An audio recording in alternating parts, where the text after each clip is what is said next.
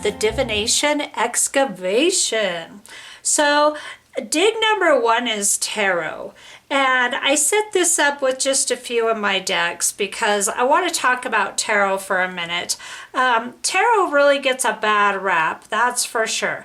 And a few things that I like to think of when it comes to tarot deck reading is tarot is like spiritual GPS.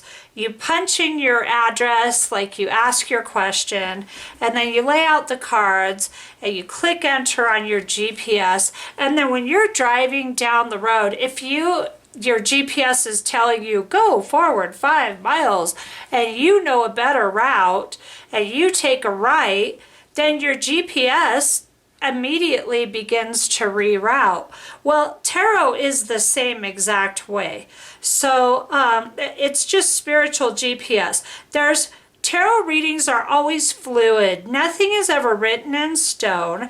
You don't have to be afraid of devastating news or having negative things come about from a tarot reading. At least if you're getting a reading from someone whose heart is in the right place, you will never have to worry about those things, because tarot is truly about showing you where you're at and some choices and possible outcomes of where you're headed. Also, something else I really love so much about tarot, and this is a great example, this deck here, is it gives you an opportunity to really enjoy artwork. Okay, you get to see and experience so many different artists when you read tarot or get tarot readings. And as an artist, I really greatly appreciate that about tarot. So here's an example of one artist. Very magical. This is my Shadowscapes deck. Watercolor artist that created that. I can't think of her name right off the bat. This right here is my steampunk deck. Really different from this deck. So, I mean, it's just such an amazing opportunity to have really an artistic experience that you really can't have otherwise. Look at how neat that is, the Roaring 20s Queen of Pentacles. The other great thing about tarot is it tells a story about your life. It's like it tells a story and you're the star of the story. And the people in your life are the co-stars of that story. So tarot is, you know, so many people think it's devil worship and it's bad and it's evil or whatever. I've heard it all. None of those things are true. They are absolutely not true. I've been doing this for a very long time, and I'm the furthest thing you could be from a devil worshiper. So let's go ahead and go over. I should have pulled these cards. Look at how pretty this artwork is, and I've done reviews on a lot of these, but here's the one that here's the deck I learned on. This is the Hanson Roberts tarot deck, and this is the deck that I have used for absolute years. And it's a very traditional, it's very right on the money as far as tradition goes. So I'm going to do a review, but I wanted to pull these 3 cards. Okay, let's talk about these 3 for a minute, because these 3 are the scariest cards of the deck. This is what upsets people. Okay, the Tower card. It looks like everything's crashing down and there's flames and it looks really negative. Well, what this card is telling you a lot of the time is that the foundation you've built under some situation or some happening in your life is not solid. And that foundation needs to be torn down in order to be able to build anew. So it's a very expressive art in a lot of decks, and sometimes even scary. But it's just trying to get a message across to you is all it's doing with the medium of art to do it. Here's the one that is the culprit of all culprits, and of course, if you look at it, it screams devil worship. And I can see why people would think that, but it is still the furthest thing from the truth. When this card comes up when I'm reading for clients, there is something in their life that is tempting them, that is doing harm to them or getting in the way of their life. This can point to an affair, being tempted into having an affair. It can be drug addiction, alcoholism, gambling addiction, any kind of addiction. And this is a warning to the person that's getting a reading that, hey, you're either engaging in or thinking about engaging in tempting behavior that's really harmful to you. So again, a very expressive, dark, scary looking card, but the message is actually for your highest good. Now, some people may disagree with me, and that's fine. You can always change the channel. So, the last card that scares people, and understandably so. This card really speaks to physical death the way it looks. It can be extremely scary and really upsetting to people, but extremely rarely does the death card mean physical death. Sometimes it does mean physical death. That can be the meaning for this card. But for the most part, the meaning of this card is you have to put a situation or a relationship or a job or something that's going on in your life to death because it's getting in the way of your goals and your dreams and your future. So I would say 999% of the time, those are the meanings that apply to this card.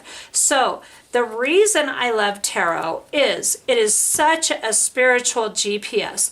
And number two is it's an incredible opportunity to experience artwork in your life at a very intimate level.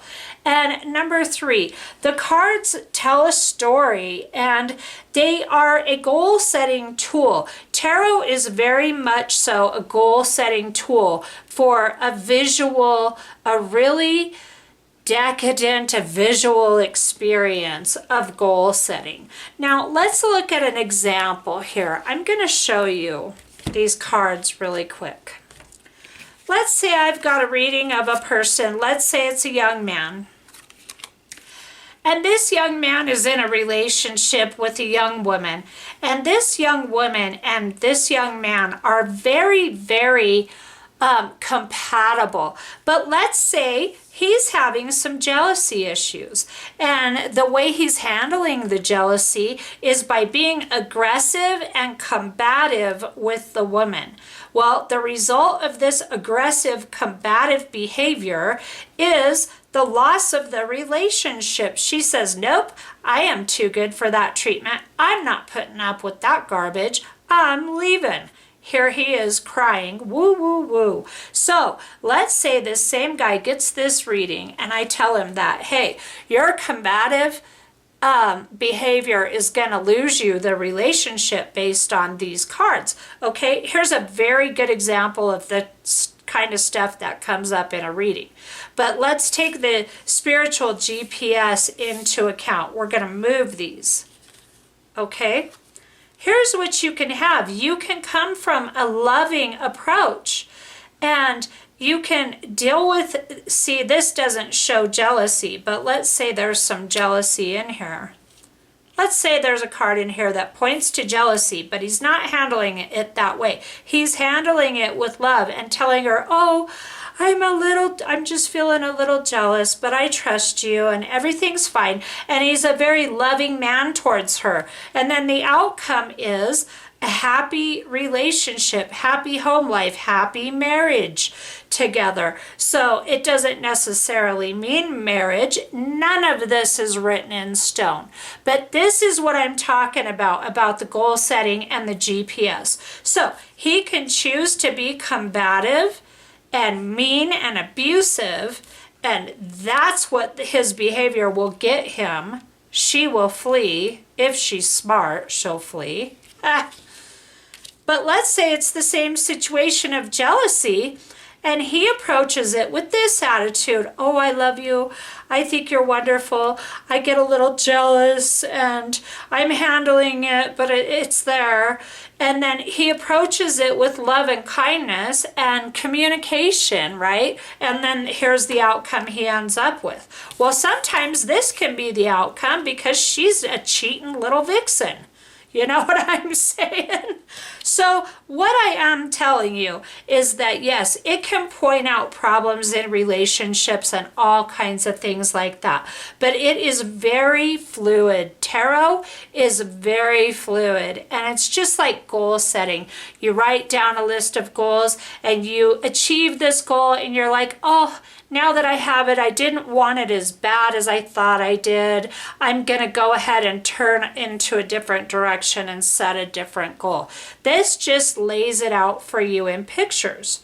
So this pretty much concludes dig number 1 of the Divination Excavation. And if you have any questions about anything that I have discussed here today, please leave them in the comment section below. So this is Steampunk, this is Shadowscapes, this is Hanson Roberts. This one here, I believe, is Joy de Vavre. Let me see. La la la. I'm pretty sure this is the Joy de Vavre. Is the Joy de Vavre Tarot by Paula Cassidy. Here's the full card. Here's the front. And then this one here is the Paulina Tarot by Paulina Cassidy. So, yes. I am so glad you stopped by to check out this tarot dig. And the next dig is going to be Oracle decks. And let me check real quick. So there's going to be 9 digs in this Divination Excavation. And the next one is going to be the Oracle dig. So thank you so much for stopping by today. And I will see you soon.